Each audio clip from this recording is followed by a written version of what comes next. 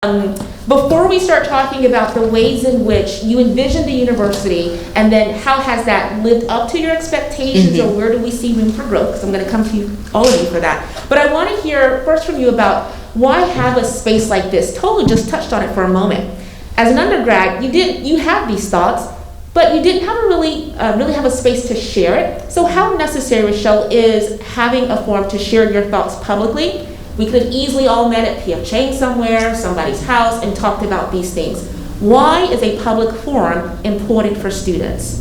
I think it's important because we're still getting past that stage of where it's okay to talk about race. It's okay to say the word black instead of just saying people of color or BIPOC and trying to put us under one umbrella. And I think it's important because clearly there's a need for these kind of conversations, like Jordan said, outside of just Black History Month. But I want us to start normalizing having these kind of conversations and stop brushing them and putting them under the rug and just having them behind closed doors. I think it's important for us to get more comfortable in having these conversations, and you start with that by having forums like this. Excellent point. Normalizing these conversations. That's one thing that I, as the facilitator for this discussion, also hope is a point that sticks with people. It's okay to have some tough conversations, right? Life isn't just about having the easy, feel-good conversations.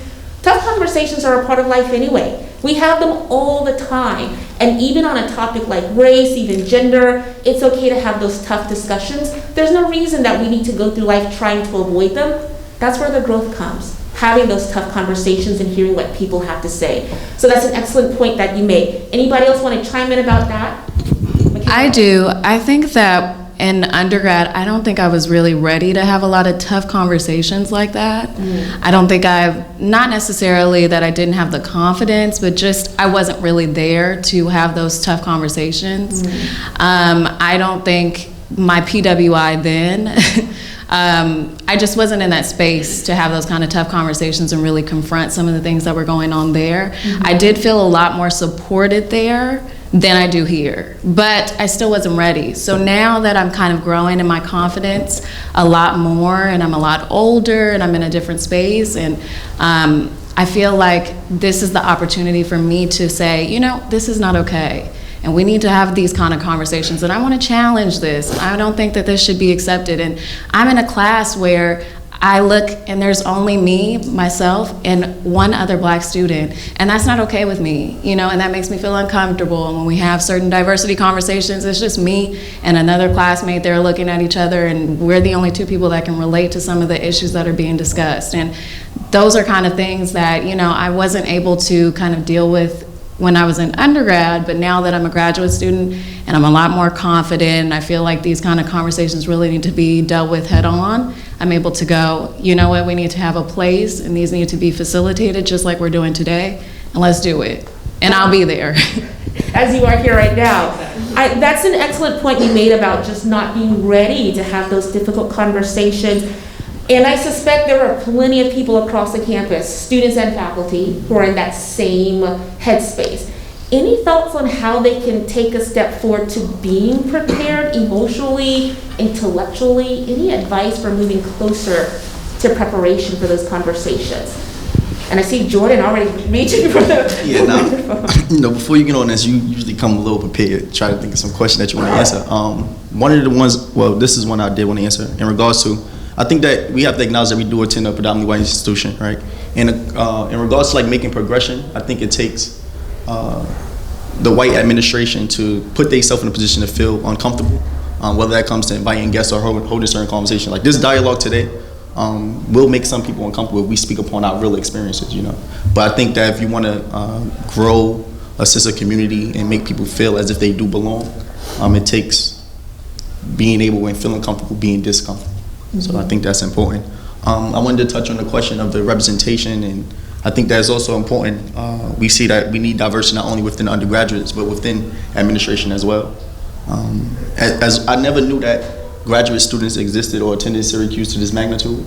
I actually thought it was about like 30 of them, but it's much more graduate. You know, I didn't know that. So, and it's hard to speak upon or dream upon something that you've never seen, you know what I mean? So to see representation and to see that we do exist as graduate students within a predominantly white institution is important. So. I wanted to back up a little bit too. You talked about why is it important for us to have these conversations. I feel like for one, it brings us together. I feel like we're often the only Black person in our classroom. You don't see the other Black people on campus. So when we start to gather together and to have these open conversations, we're allowed to see like, wow, Black people can be successful. There are Black people that are excelling, and it's not a surprise. We are trying out here just like every other race, and we deserve to come together to recognize and to acknowledge all of our achievements in one room together. Mm-hmm. Excellent point. Michaela, did you want to add anything? I do want to say that I think that the faculty need to be a little bit more educated on how to have these conversations. I think that it doesn't take having just a more diverse staff to do so. I think just in general, you have to have a more educated staff just in general to have just diverse conversations. If you require staff to have a diversity talk within their classrooms, you have to know how to have those kind of conversations. You can't just say, I'm gonna do the bare minimum and just, kind of hold it here. You have to know how to conduct those conversations, make sure all students feel comfortable. Because I've been in classrooms since I've been here where I've been like, this is making me uncomfortable, and you don't know how to conduct this conversation. And I can tell that you're kind of just doing what you have to do, but you don't really know how to kind of hold this. And I just think that they need to kind of educate faculty on how to deal with conversations on diversity, because they will help other students know how to deal with conversations on diversity too, who aren't exposed to other races. That's just the truth. And that's how I feel. And I think that that will further kind of extend how people deal with other cultures as well moving forward in the classroom and thereafter. Mm-hmm. That's an excellent point. You want to jump on that? Just touching on what Michaela said as well. You could tell that there's like either a lack of training, or maybe it's not done in depth, or it's not done frequently enough. Where I don't feel that there have been professors who are malicious in their intent, but you can tell that there's an implicit bias underneath sometimes when certain things are spoken about. Or you can tell that, okay, you haven't normally been around people who are different from you. I can tell you don't normally have these kind of conversations. And again, it's not that they'll pose questions maliciously or that there's some kind of negative intent behind that, but you can tell either you need to do more of these trainings, or this is, the three of us in this room is something you've never had before. Mm-hmm. And along those lines, and we'll explore that a little bit more too, you are absolutely right. There are people, students and faculty, who struggle with having these conversations. My next question for you, and I'm asking because I think this could be a good model for people of how to get it right. Are there occasions in the classroom, or maybe even outside, conversations with professors or your fellow classmates, where someone has got it right and someone has made you feel welcome in a way that people in this audience can hear and think, maybe that's something I can do next week, next semester, the next time I have students in my class? What could be a model for those people who are still learning how to navigate territory that's unfamiliar to them at this point? Michaela? I mean, I had a professor last semester who I had to go to his office hours and kind of let him know about how I was feeling. And that's when he kind of understood. And he said, you know what? Out of all the years I've been here, nobody has taken the time out to really break this down to me. And then he said, I want to implement some of this. And then he did. He implemented it, and it worked. He decided to come back to class. He implemented it. Like some of the changes, some of the language he was using, some of the way he was kind of operating and talking to students and dealing with some of these issues. And you could tell the classroom dynamic kind of changed a little. And he thanked me. He was like, thank you for speaking up, because a lot of students wouldn't have called me out, wouldn't have said anything, because I'm a professor. And he was like, but thank you for sharing that I didn't have it all together. I didn't know how to kind of deal with this. It was uncomfortable, and I didn't know how to kind of navigate through it, because I've been operating the same way all these years. And I was grateful that that my parents had kind of told me, you got to speak up for yourself if you don't feel like this is right. Mm-hmm. And I was grateful that I was raised, the way I was raised, because my parents told me, you can't just sit around and let somebody kind of make you feel uncomfortable in your blackness, And so I had to tell him, I can't sit around and just, this is not okay.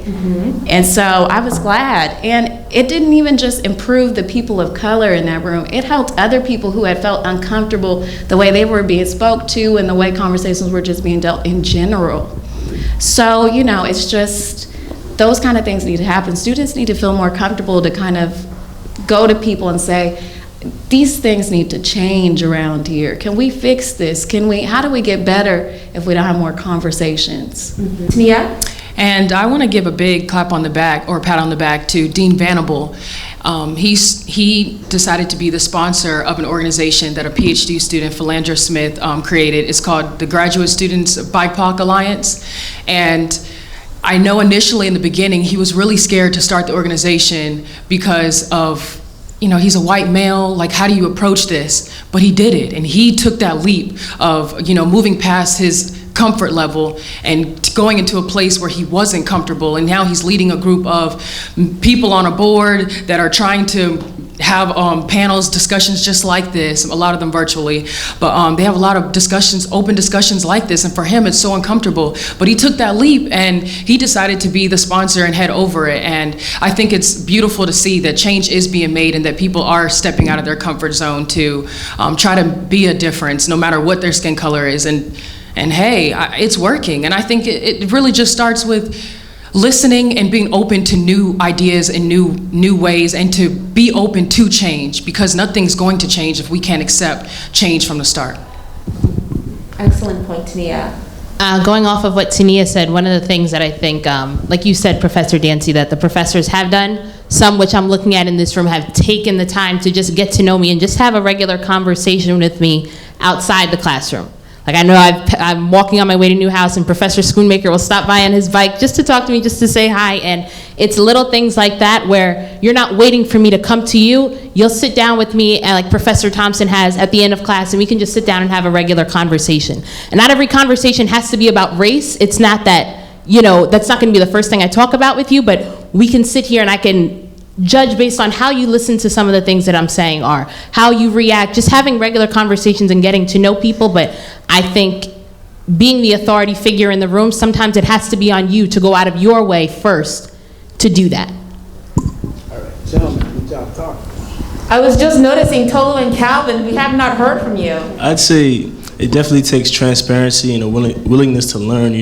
I see Professor Cheshire up there. I'm not sure if Professor Harriet Brown is up there, but I know they've been doing a great job in making sure that students are comfortable here at Newhouse, because it is kind of crazy that we walk outside and we don't see as many black students as possible, And I think Syracuse I'd say it's pretty black. It's a pretty black community, so I think the school should do a better job of involving those high school students. I go out there and I report in the neighborhoods, and I see students, they look up at Syracuse as like a castle on the hill, so I know they haven't been here, and that hurts me because I'm from Harlem, and I've never been to Columbia, and they don't represent Columbia like it's in Harlem, so I'd say Syracuse can do a better job of representing the school like it's right there. It's right there. The highway is right there. So, get those kids in here. Personally, for me and my experiences so far, last semester, there have been some incidents that I've gone through, and I would primarily discuss it with my peers and not with the professor. Because it's not like I couldn't stand up for myself and tell the professor, but I didn't think it was big enough, which I realize now I should have. But going off what Calvin said, being transparent is just the most important thing. I think this has nothing to do with race, but he, at the end of the semester, trying to tell us like how we did and how he was grateful for our work. And I think things like that go a long way, because I've never gotten something like that from a professor before. It doesn't matter if it was a white professor, a black professor, male, female. He went out of his way to write something personalized for me and for my fellow peers. And it made me feel like, yeah, I'm welcome here. Like, professors actually like the work that I'm doing and like to see me succeed. So definitely being transparent, just kind of understanding the concept of inclusivity. Mm-hmm. So not just like speaking to the white students, for example, or kind of, I guess, leaning on them to move the conversation along. Kind of like, not picking on, but pointing out, like saying, hey, what do you think? What do you think we should do better? What do you think we should do here? Stuff like that, so. Mm-hmm. Yeah. Excellent. Did you want to add something? Yeah, I was just going to say that one thing I also think can occur is the encouragement to be in attendance. We do have a demanding curriculum, but I think that if professors were putting the emphasis on our attendance, whether it's like, say we have a quiz, and it's like, nah, I know we have a quiz, but you can make that up if you go in attendance to be there for the Black Panther. Because like a lot of us do have courses, we are students, so there's things that we do have to fulfill. But like even today, for me to be here today, I had to miss my journalist class, or at least an excused absence. And I spoke to him, he was like, yeah, I know that's more important, but the emphasis on being in attendance, for instance, like for events like this, presence matter, right? But as students, we do feel like we have the obligation to be in class. But if professors made it an initiative of theirs to ensure that we were present for certain events, even for like CBT, CBT occurred during a time period where many of us had class. But I think that it was aware, and I don't know, y'all sent out emails to professors like, coming back together event is occurring. Let the students get a little slide we pick up later on for them to be there. So I think that's important as well. Well, that's a good point. And even the professors encouraging attendance, as we do sometimes with certain things, that extra credit, but maybe what students get those extra points for can be expanded. The universe of options can be included, events like this, and maybe professors could, I don't know, take their whole class, or classes in session right now, but maybe spend a portion of it at events to help support students. That's something to think about. Good, excellent recommendations that you all have here. Jordan, you touched on this. I'm going to start with Rochelle because you and I had communicated before. You said this was something that you wanted to talk about. But as the only undergraduate on this panel, I'm sure, Jordan, you have something to say as well. But one of the things that interested you, Rochelle, was when you look at the undergraduate population here at Newhouse, and then you think about the students who graduate and go on to form the infamous Newhouse Mafia. As we say, I was one of the Newhouse Mafia once I graduated from here as well. But it has ripple effects. Who we see in the Mafia echoes who we see in the classroom. So talk a little bit about that lack of representation in the undergraduate program, what it means for the Newhouse Mafia, and what it means for organizations like NABJ. Yeah, so I have a lot to say here, so give me a second, guys. So, because that is something that's been bothering me for a while, and I've expressed that to my peers very frequently all the time about that. But I'm an IA so I'm an instructional associate. You serve as a teaching assistant to your professors. I look around in the classroom, the only black kids here is me and maybe somebody else that's in the cohort with me. And I look around and I'm looking at all the undergrads, there's literally no one here. And as much as I love being here, I love all the opportunities here. And the teachers try to say, oh, well, look, we're doing you a favor. You don't have to be in debt for that much longer. You're only in debt for 1 year.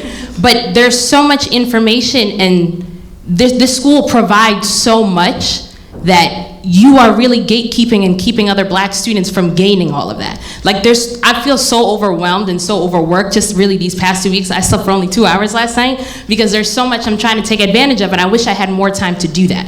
And something personal that, I was very excited, super happy that when I got here with a merit scholarship as well. When I applied here for undergrad, this was my first choice. I didn't get in, I was waitlisted. And I thought that was really kind of odd to me because there was 2 white girls that I went to school with. I went into the same school my entire life. I went to a there was a school of 1,000 kids, there was 8 of us that were black.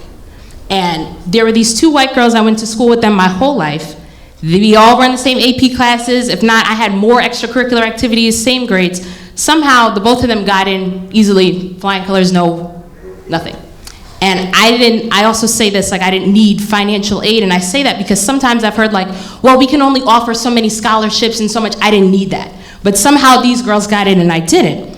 And it's funny because I've heard this with other students as well who are here in the graduate program now, but we tried so hard to transfer when we were in undergrad, whether they were already here at Syracuse or they were at another university. And somehow it is so difficult for us to get in here for undergrad. And I listen to some of these white kids that I'm in these undergrad classes and I just transferred into Newhouse. Oh, it was so easy. I just applied. And I'm like, that's funny how I don't know how, but they get in with no barriers, no obstacles, no nothing. It also bothers me because it's again, we're the top communication school in the country, one of the top, and we talk about this Newhouse Mafia. Once you get out here, I hear my professor say this literally every single day. Wherever you want to work, there's a handful of people from Newhouse that are already out there. But if you don't let us in here, how can we get those same opportunities out there? And then something else that also very much kind of, can get under my skin sometimes. You're the National Association of Black Journalists. Now, I'm not an e-word of that, but I am a part of the organization. Again, this is the top communication school in the country, and we had to reactivate it this year. Half half of us technically are not considered journalists, but I have an interest in news, but I'm a television, radio, film student. But then the only people that can necessarily, as the professor said, really, in order for them to have a chapter, you have to be an M&D student, you have to be a BDJ student.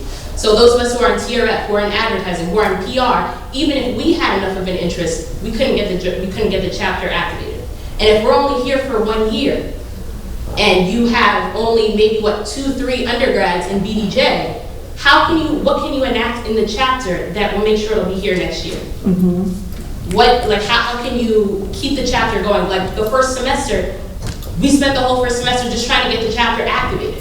Like that was a lot of opportunities where we could have networked with a lot of other different students, a lot of other alumni who are out there within this field. But again, it also just seems very intentional at how hard it is for some of these Black students to transfer into this program, whether they're already here at the university or whether they're outside and they want to come in. That's an excellent point about how the gate, or whatever gates exist, whether intentional or not, have ramifications in the classroom and who graduates, and then what opportunities are afforded to the graduates who come next, because it's based on those who got to walk the stage with the Newhouse name. Jordan, being the only undergraduate on this panel, did you have some thoughts about that as well? Yeah, when you were speaking, the first thing came to my mind was the idea of, for many of us undergraduates, we also are like first generation students, right? Meaning that prior to us being in this collegiate space, our parents or no one prior to us had the experience of being in a collegiate space. So we don't have immediate household guidance into how to navigate this institution, right? And I say that's important because not only do we feel like we have the obligation of dismantling or breaking those chains that held back our ancestors, but we also have the responsibility of building something for those that come after us, right? So it's like a double-edged sword. It also made me think of the wall of recognition. I don't know the name, what y'all call it, but I forgot now. But it's a wall downstairs in Newhouse. We have like different pictures of prominent people within media, right? It is a lack of representation on the wall. I think there's some people that should be acknowledged that haven't gotten their flowers from Newhouse.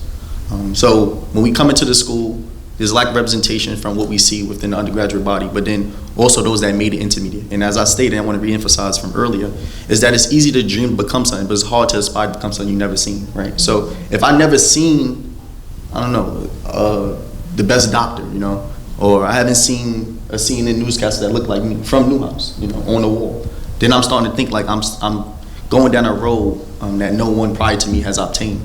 But to see it it gives us the hope, and it makes us feel as if that is possible. You know what I mean? And the last thing, well, yeah, those I'm gonna just keep it there, and then we further discuss. That's a great point. It gives you the hope, and that's how a lot of things start, with the hope. Did you want to add, Tania? Yeah. Well, to see it is to believe it, which is very true. And I'm like about to tear up right here because looking back, I start to see how my parents were 10 steps ahead of me. I told my dad what I wanted to be when I got older, and I said, Dad, I want to be on TV. He was like, Tania, well, how are you going to get there? And I was like, I don't know.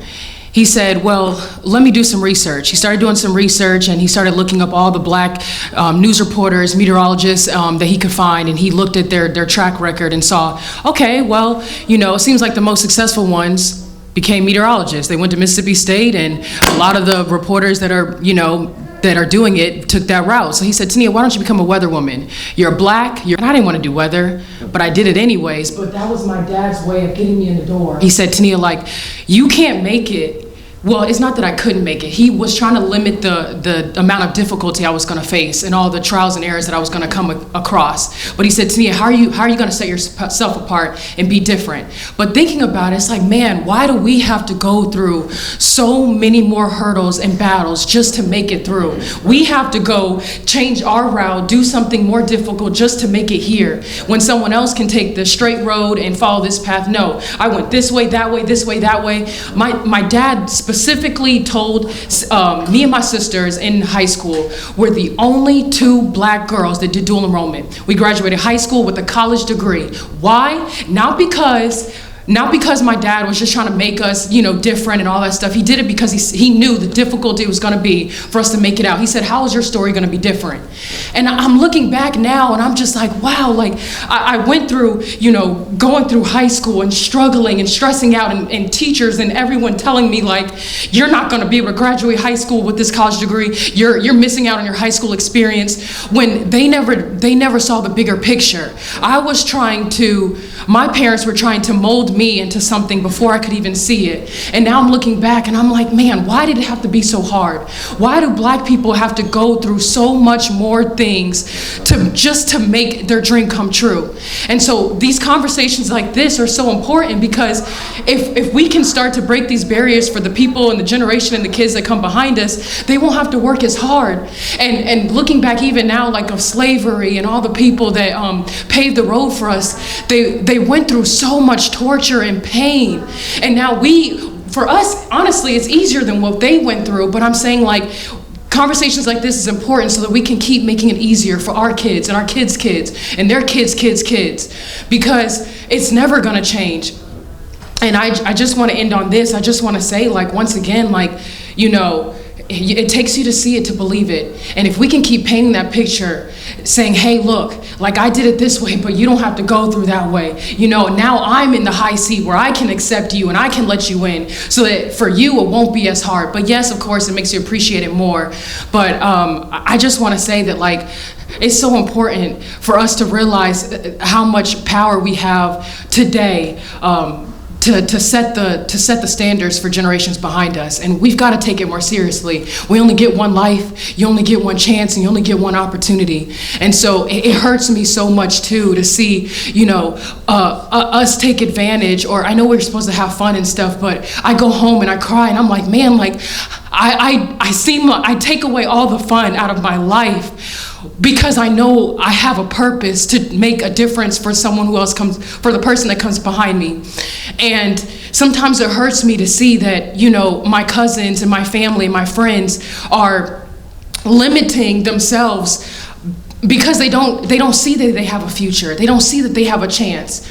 And so this, to me, is beautiful, because we have black people on this stage, young, educated, getting a master's degree. Do we know how big and important this is? We are painting the picture for people behind us, for the kids behind us. And we're gonna be what they see so they can believe it and become it themselves. I feel like we ought to applaud for that. That passion, wow, is powerful. Wow, and that will take you far. And actually, some of the things that you talked about bring, today I want to go, hold it together, right? I want to talk to you guys about, and I want to start with Calvin and Chloe, just to bring you guys in the conversation so we can hear from you as well. Thinking of all that Tania said about you all will be the faces the next generation sees. They will believe it because they see you. So what advice, start with Calvin and Chloe, what advice would you give prospective students, people who are thinking of coming to Syracuse, or students who've already committed and decided that SU is going to be their academic home? What do you want to share with them? When I was applying to schools, I applied to Boston University, and I'm not sure of this woman's name. And I asked her one of those questions where it's like, what advice do you have for black students going into predominantly white spaces, And she told me, she was like, back it up a little bit.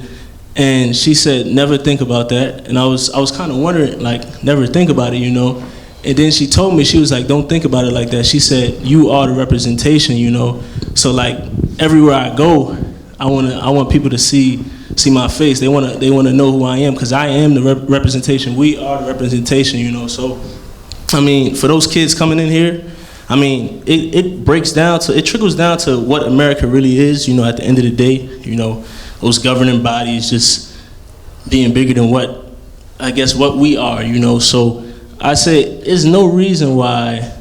This is one thing I thought of, the undergraduate, there's not many black students. When I see them, I get so happy because I'm like, oh wow, look at this. And me, I was an athlete, and it's racist that people, you walk around and people kind of look at you like, oh, you're a football player, you feel me? like, because you're the only black person walking around the campus, you know, those kind of things, you know. And I'd say, walking around, I see the undergraduate, and I'd say there's more black football players than there is undergrad in Newhouse and in Syracuse probably. So I'd say to those young brothers and sisters, you know, I'd say that you are the representation. Never like get down on yourself.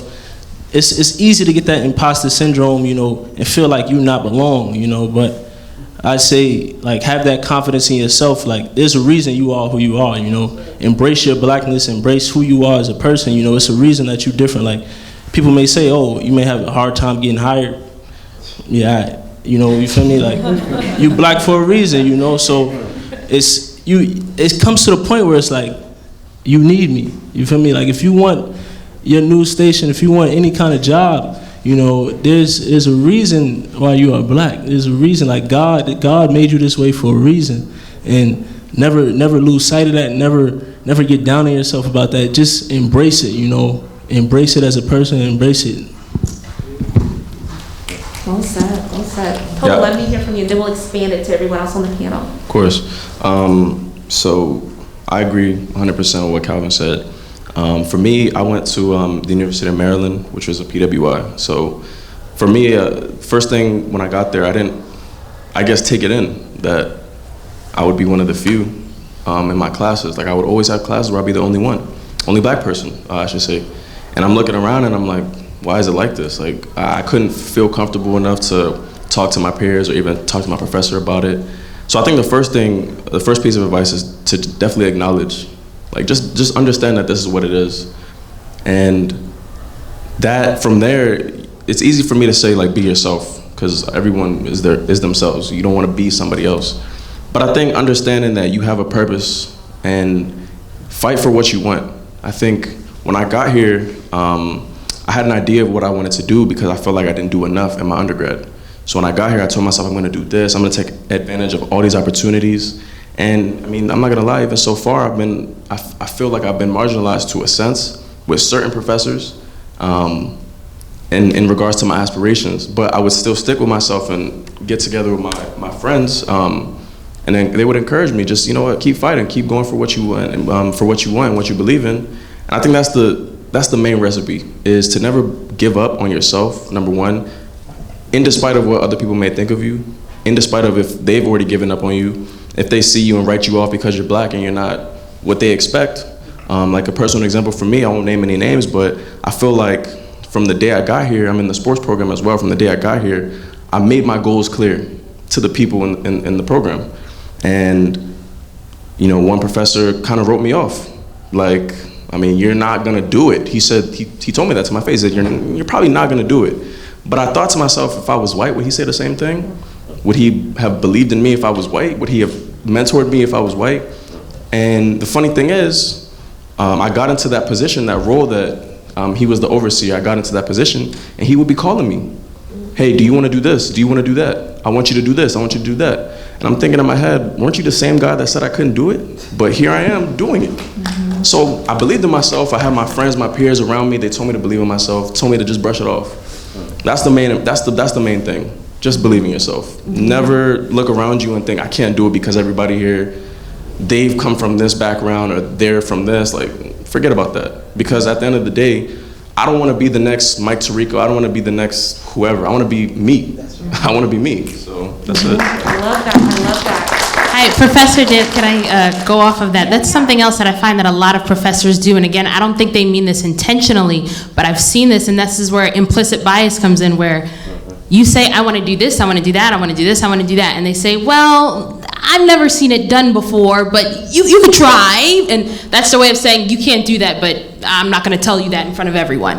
And I've seen them, another white student, we're going around the room, we're talking about what all of our aspirations are. He's telling the professor the same thing, that he wants to do the same thing as me, but no questions asked. Got it, heard you. And I don't think, again, it's a malicious thing. I was on another Zoom call with a bunch of alumni the other day. Same thing, another black student said she wanted to do X, Y, Z, all these different things. One of the professors told her, hey, you can only pick one. And it was kind of weird because I said, you know, this is not like, what I'm asking is not unheard of.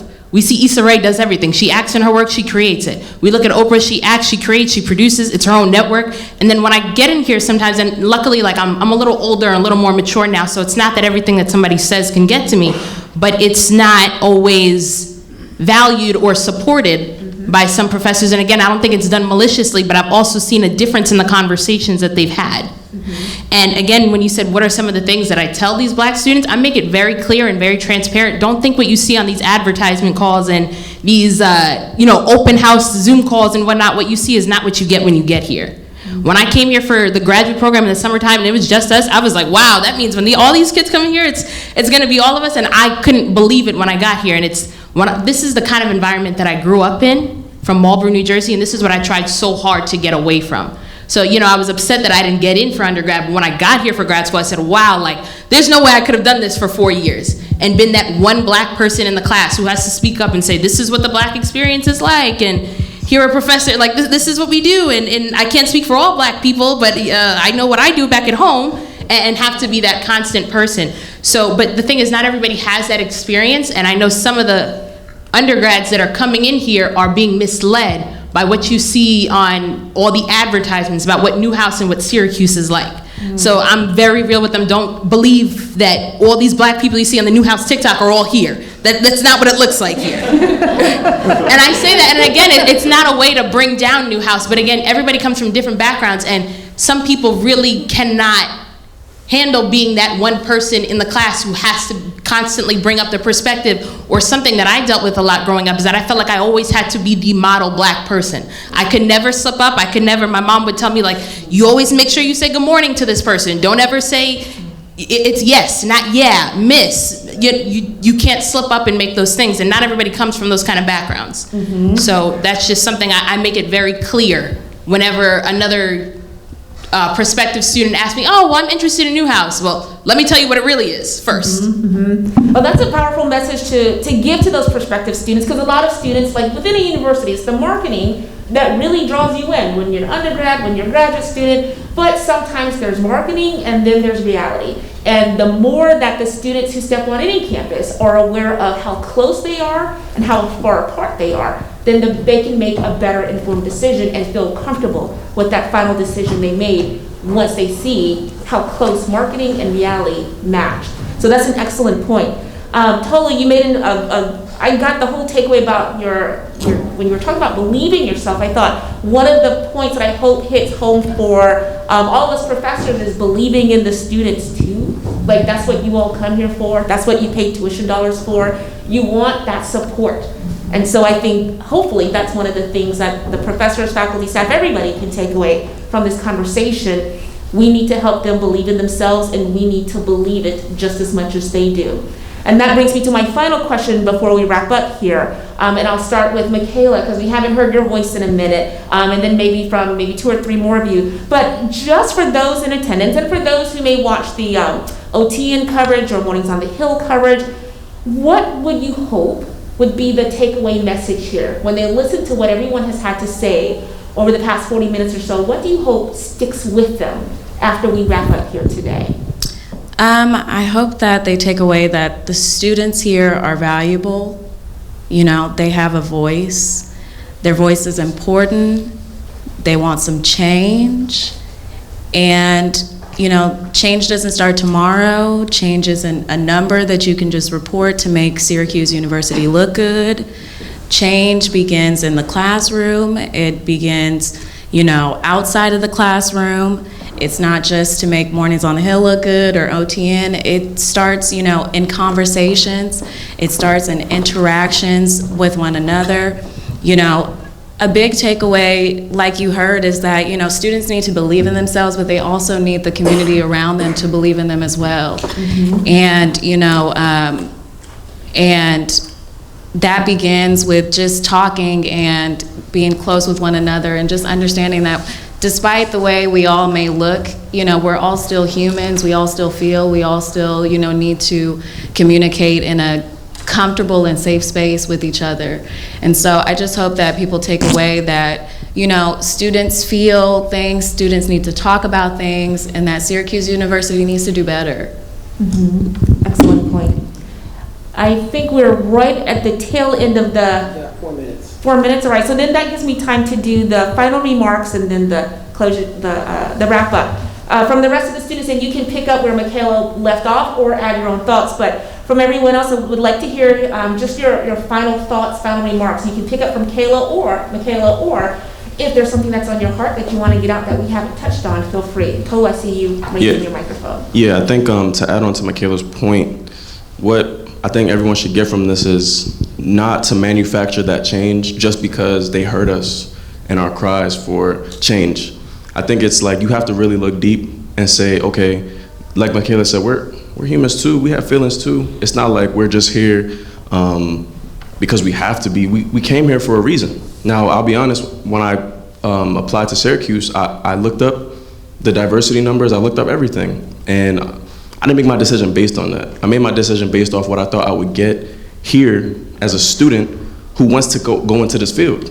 Now, for most people, I feel like when they see the diversity numbers, it kind of turns them off. And I guess me being from a PWI before, it didn't really matter to me. But at the same time, I should have been amplifying my voice back then, which is why I'm here now. One other thing that I wanted to bring up was, this change starts from the little things. Now, I've noticed a lot of professors, and I don't, like everyone said, I don't think they do it maliciously, but they tend to get us mixed up a lot. It's ridiculous. Like, me and Calvin have been mixed up so many times. It's ridiculous. I don't understand how that happens, because I get it. We look different. Everybody looks different. You do. But we are all, like, I don't get how me and Calvin can get mixed up, or someone in the crowd can get mixed up with another black woman just because we're black. Because they're not mixing up any of the white students. They know them by name. They talk to them on a regular basis. Why are we getting mixed up? That's one thing that I feel like has to change. That's a small change that could really impact the whole thing. So. That's an excellent point. Not all the changes have to be huge and big picture and big scale. Just knowing who you're talking to, just like you would any other student, can go a long way. It's a great point. I've heard from Michaela, Tolu. Let's circle to Calvin, and then we'll come back around. I'd say to those students, I'd say that this is the experience, you know. We are black, but we all have our own intersectionalities, you know, that make us up as a person, you know. And I'd also say that we have a duty as black people to not only take care of each other, but to take care of those who come after us. So I'm big on the high school, the Syracuse, whatever, the neighborhoods out here. I'm big on it because those kids never get to see, like, these kids don't see Newhouse. It's crazy, like, it's right here. Like, I drive right by and I'm like, yo, I would have loved to have this for undergrad or for high school, just to pull up and see it. Like, this big room, I walked in here today and I said, wow, I've been in here before. But, you know, this is like beautiful, like, this is beautiful, and kids don't see that. Like, imagine not seeing something like that as a young kid. Like, you go home and you hear about stuff on the news. This is why we have those conversations all the time, like, oh, how are black people portrayed in the news, you know? Why can't they come here? This is where the news is at. You feel me? This is where the news is at, and you come in here and you see all of these buildings and all of these people on the walls, and you see Vince right here, man. You see Professor Dancy, you see Wes, you know, like, we need to see those people in these positions, you know, and we gonna see them at higher positions as well. So I thank y'all for having us here, for real. Final thoughts from those I haven't heard from. That would be Tania, Jordan, and then Rochelle. Do you all have anything to add? And you can say no if you don't, that's fine too. I always have something to add. I think, you know, it's this generation as well. We're more open to having these conversations and talking to people within our classmates. I can definitely tell you that, like, the experience that I've had with my classmates here in Newhouse is something totally different I wasn't expecting than, like, the kids I grew up with. And they're more open to having these conversations, and it's not about what's it like being black in an all-white space. It's like I can have a genuine, real conversation with you about these things. But I feel like it's really big on the administration to open these doors for other students to come here and do that. Again, it seems very done intentionally almost, at the fact that, okay, we'll just bring you guys in here for 1 year. If you can get whatever you can out of it, try it. But then these kids, you have so many spots and so many seats of well-deserving students who do deserve to be here, who can handle the work that they can. when they come here, but you're keeping the door closed off for them. So I think a big part of this is administration. I think we're doing a good part by having the conversation. There are white people in this room who I can tell are listening, but it's on you guys to open the doors for those next group of students. And what I say to those students, and I say this because this was something, a fear I've had to get over, imposter syndrome I had to get over on my own self. Like, sometimes it sucks to be the only one, but you being the only one will help somebody else. I hear all the time, everyone's like, there's no black people on Citrus, there's no one there. There's one black boy on there. And I said, you know what, I'm gonna find a way to be there so this way he's not the only one. And then I'm hoping somebody else, whether it's an undergrad, whether it's somebody who's a prospective student, most of them will come in next year.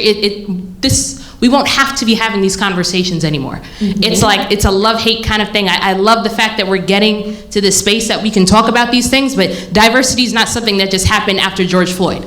And that's how a lot of these things feel. Like, this is a post-George Floyd thing. Like, black people didn't just show up to Earth yesterday, 2 days before then, a couple years ago, but why are we now deciding to consider the opinions and the thoughts and the feelings and what they can bring to the table now? Mm-hmm. I feel like these conversations are long overdue, and the goal is to stop having them. Well said there. We've had the conversation this afternoon. Now, hopefully, we can follow it with some kind of action or more conversations. I think there's different levels of comfort. For some people, it's action right away. For some people, it's more difficult conversations. Either way is fine as long as something is done differently going forward. So today, the conversation starts. Before I give my closing remarks, give a round of applause for our wonderful panelists here.